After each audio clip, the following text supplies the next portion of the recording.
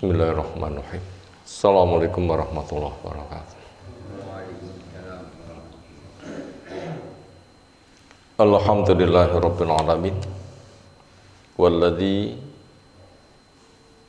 arsala rasulahu bil huda wa dinil haqq liyudhhirahu 'ala dini kullih wa kafa billahi syahida. Wa asyhadu an la ilaha illallah wahdahu la syarikalah wa asyhadu anna Muhammadan abduhu wa rasuluh. Allahumma shalli ala Muhammad wa ala alihi wa ashabihi wa man tabi'ahum bi ihsanin ila yaumiddin. Ya ayyuhalladzina amanu taqullaha wa qulu qawlan sadida yuslih lakum a'malakum wa yaghfir lakum dzunubakum. May yuti'illaha wa rasulahu faqad faza fawzan 'azima wa ba'd. Fa inna asdaqal hadisi kitabullah wa khairal hadyi hadi Muhammadin sallallahu alaihi wasallam. Syarrul umuri muhdatsatuha fa inna kulla muhdatsatin bid'ah wa kulla bid'atin dhalalah kulla dhalalatin finnar. Ayol ikhwah akramana subhanahu wa ta'ala. Insyaallah kita masuk hadis yang ke-251 dari 1000 hadis hafalan. Temanya Rasul sebagai rahmatan lil alamin, penebar kasih sayang untuk makhluk semuanya. An Abi Hurairah Abdurrahman bin Sakhar ad-Dawsi radhiyallahu anhu anin nabiyyi sallallahu alaihi wasallam annahu qala ma min mu'minin, tidak ada seorang pun dari orang yang beriman illa kecuali wa ana saya Nabi aulan nasi paling berkepentingan kepada dia, amat sangat memperhatikan akan kepentingan dia. Fitunya entah kepentingan dia di dunianya, wal akhirah entah juga kepentingannya dia di akhirat. Manusia yang paling besar perhatiannya kepada umat entah urusan dunia maupun akhiratnya. Iqra'u in syi'tum, bila mau bacalah ayat an-nabiyyu aula bil mu'minina min anfusihim.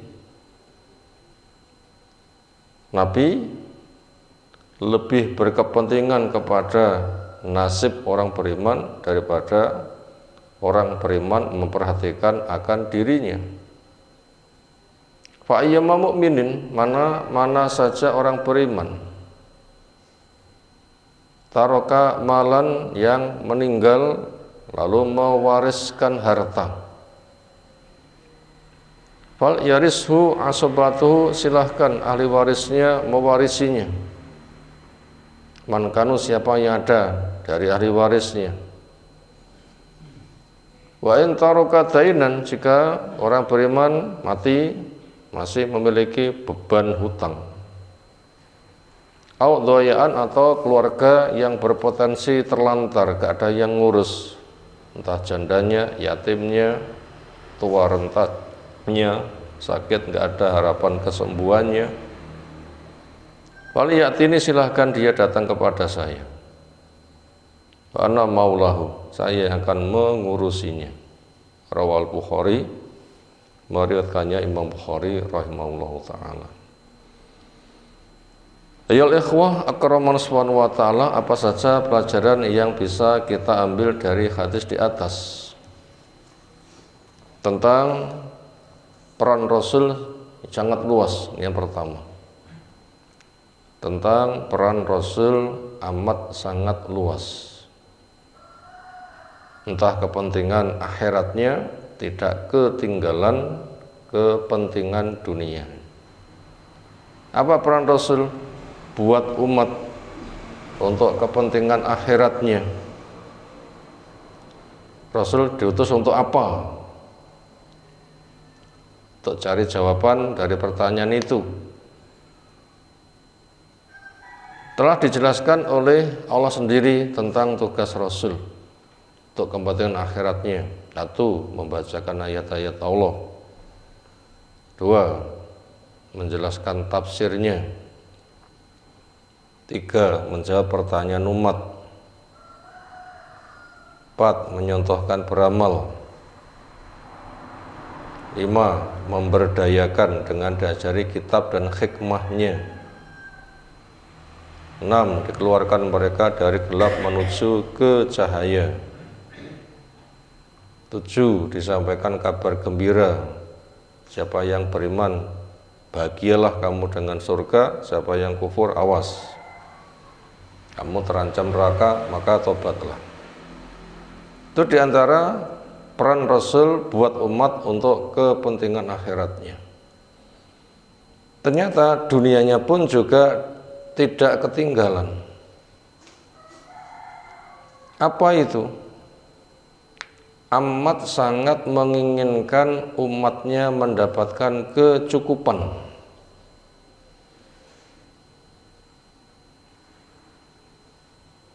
Berat bila umat mendapatkan penderitaan.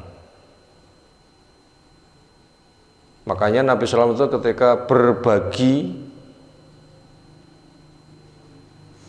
seolah umat dikatakan ngambillah sendiri.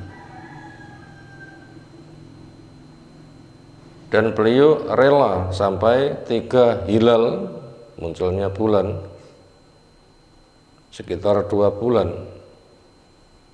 Dapur keluarga Nabi SAW tidak mengepulkan asap. Sementara ketika berbagi umat suruh ngambil sendiri. Berarti amat sangat besar perhatiannya. Bahkan Allah sendiri juga menjelaskan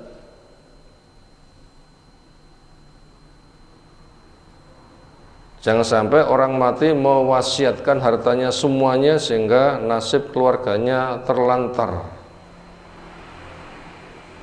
Bahkan iming-iming besar untuk siapa yang mau ngurus kepada janda, yatim, dan semisalnya. Dan menggunakan harta termasuk yang terjatahkan untuk Nabi dari ghanimah di sana untuk fakir, miskin, yatim, musafir. Bahkan ketika menjinakkan hati orang selepas dari perang Hunain, orang-orang yang beriman diserahkan kepada Allah kecukupan dengan keimanannya, sementara rampasan orang yang luar biasa besarnya, rampasan perang yang luar biasa besarnya dari perang Hunain, unta saja ada 24.000. Kambing 40.000. Maka untuk menjinakkan hati orang, ada orang diberi 50 unta, ada yang 100 unta, ada yang sampai 200 unta, 300 unta, sampai tokoh penting sampai 400 unta. Nah, unta 1 30 juta kali 400 berapa? Karena itu belum masuk Islam. Jadi kalau begitu, upaya penyelamatan untuk umat itu memang luar biasa. Sehingga dengan demikian orang dimudahkan berduyun-duyun masuk di dalam Islam. Amat sangat maslahat sekali. Bahkan sampai di medan perang ketika musuh dikuasai kaum muslimin lalu tidak bisa mengurus, harus pergi. Sementara orang kafir ditinggal pergi oleh kaum muslimin, ternyata ditangisi. Kami lebih bahagia kalian pimpin, hei kaum muslimin, daripada dipimpin oleh pemimpin kami sendiri yang sama-sama kafir. Tangisi. Itu amat sangat terasa bagaimana Islam memang sebagai rahmatan lil alamin. Memang kita dibimbing demikian, ke sana orang bekerja keras. Sehingga dibikin mental memberi bukan menerima. Karena memberi akan diganti dilipat gandakan, menerima ya hanya terima apa adanya, lama-lama habis. Makanya memberi itu lebih istimewa. Termasuk apa yang disebutkan di hadis di atas, demikian siapa yang meninggal punya harta, silahkan diwaris.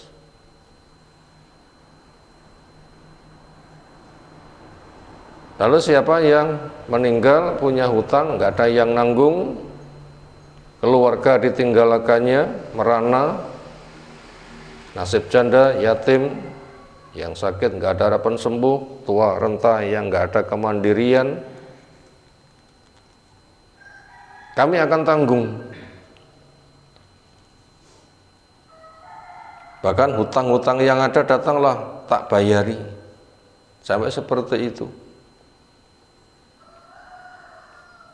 Tadi pelajaran yang pertama tentang peran Rasul, maslahat untuk umat tentang akhiratnya maupun dunianya ternyata luar biasa. Maka negeri bila waliul amri itu betul-betul muslim, itu nanti akan memakmurkan kepada masyarakatnya. Kemudian yang kedua, itu semuanya mengalami proses. Itu semua mengalami proses. Untuk kemasyarakatan yang luar biasa, makhluk di alam raya mendapatkan kemakmuran itu mengalami proses. Apa prosesnya? Harus ilmu dulu. Bila sudah ilmunya benar, akidahnya harus bertauhid, bersih dari syirik. Makanya bukan semata makmur. Makmur di atas ilmu, makmur di atas tauhid, makmur di atas kemakmuran masjid. Sampai subuhnya seperti Jumatan, rame, bukan sepi. Makmur di atas akhlak yang mulia, makmur di atas keikhlasan, makmur di atas lomba di dalam kebaikan. Jadi bukan semata makmur, tapi ada landasannya dan semuanya berproses. Makanya berawal dengan ilmu dulu, dikembangkan dakwah sehingga menyebar ke mana-mana, orang berduyun-duyun masuk dengan ilmu yang benar, akidah yang benar, ibadah yang benar, akhlak yang benar. Karena dosa itu akan menodai, atau dosa makmur, istidraj, kelasnya hewan. Kon mangan-mangan, nanti ketika sudah lemu, jual, sembelih.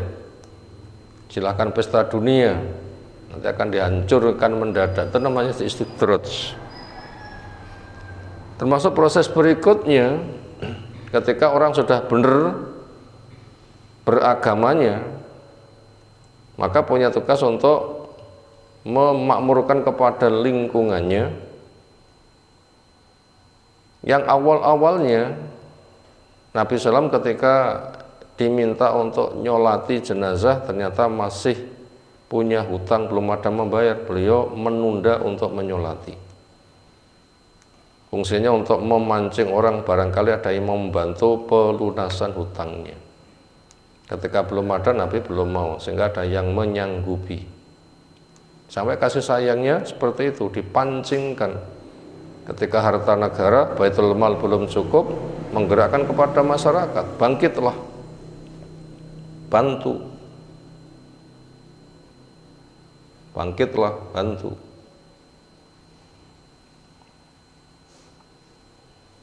Karena permasalahannya orang mati membawa hutang itu berat, sampai mati syahid terhalang.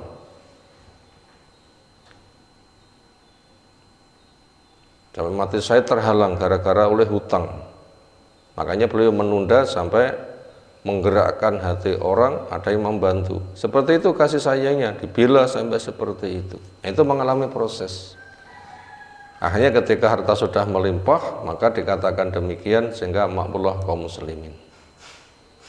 Kemudian pelajaran berikutnya berkaitan masalah hutang. Hutang itu adalah harta orang lain yang dipakai, yang dia nanti harus mengembalikan. Dipakai seringnya berpotensi habis, mengembalikannya belum tentu bisa. Karena kenyataannya memang nggak punya, harus memakai harta orang lain. Nah, bagaimana dia nanti harus mencukupi diri dan mengembalikan? Makanya Nabi SAW itu berlindung dari terbelenggu hutang, dan solusinya dengan cara mencukup-cukupkan. Nggak ada yang dimakan, ya puasa. Sandangan rusak ya ditembel-tembel, bukan nggak ada makanan, utang. Sandangan rusak dikit, utang. Tapi ternyata nggak seperti itu, nggak ada makanan, poso kalau begitu. Bajunya jahit sendiri, ada kutunya, petani sendiri. Rumah tangganya, bantu kesibukannya. Sampai Fatimah minta diberi pembantu, ternyata solusinya bila mau tidur, tasbihlah 33 kali, takbirlah 33 kali, tahmidlah. Sebagaimana zikir sesudah sholat, tasbih, takbir, tahmid yang itu genap 100, itu lebih baik daripada pembantu, sehingga bisa ditangani tanpa pembantu, beres seolah dikerjakan oleh para pembantunya. Itu semuanya dikerjakan dalam rangka jangan sampai orang itu terbelenggu hutang, sehingga dengan cara mandiri. Karena waman yastaghni yughnihillah, siapa yang mencukup-cukupkan, Allah akan memberikan kecukupan. Sehingga penyandaran butuh itu kepada Allah tidak obah saobah hutang, bahasa obah hutang, tapi kembali kepada Allah. Ya Allah, cukupilah saya. Tanpa ada kecukupan kecuali kecukupan yang kau berikan, maka bergantungku kepadamu tidak dengan hutang. Karena resikonya hutang memang berat. Sampai beliau menunda menyolati sampai dibayar, lalu diberikan komentar, ketika telah terbayar, sekarang telah dingin kulitnya. Jadi resiko hutang itu sudah berat, apalagi benda-benda yang jelas haram. Itu semua dalam rangka untuk memberikan kemakmuran kepada masyarakatnya. Demikian beberapa pelajaran yang telah kita sampaikan. Subhanakallahumma bihamdika, asyhadu an la ilaha illa anta, astaghfiruka wa atubu ilaik. Assalamualaikum warahmatullahi wabarakatuh.